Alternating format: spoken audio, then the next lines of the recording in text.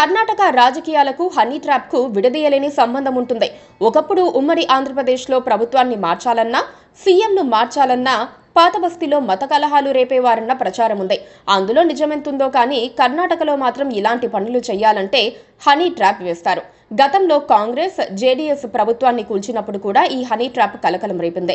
చాలా మందిని ఇలాంటి ట్రాప్లతోనే లొంగదీసుకున్నారన్న ఆరోపణలు కూడా ఉన్నాయి.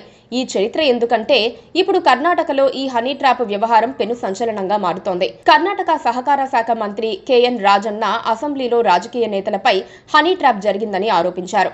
48 మంది రాజకీయ నాయకులు హనీ ట్రాప్ లో పడ్డారన్నారు. వీరిలో రాష్ట్ర నాయకులతో పాటు కేంద్ర స్థాయి నాయకులు కూడా ఉన్నారని చెప్పారు. స్వయంగా మంత్రి అసెంబ్లీలో ఇలాంటి వ్యాఖ్యలు చేయడంతో రాజకీయ వర్గాల్లో కలకలం రేగింది. విచారణ చేయించాలన్న డిమాండ్లు వినిపిస్తున్నాయి. ప్రతిపక్ష బీజేపీ ఎమ్మెల్యేలు సీడీలను చూపించి హనీ ట్రాప్ వీడియోలు అని ఆరోపించారు. అయితే ఈ రోజుల్లో సీడీ ప్లేయర్లు లేవు కాబట్టి, వాటిని వినియోగించేవారు దాదాపుగా లేరు కాబట్టి అవన్నీ ఉత్తవేనని భావిస్తున్నారు.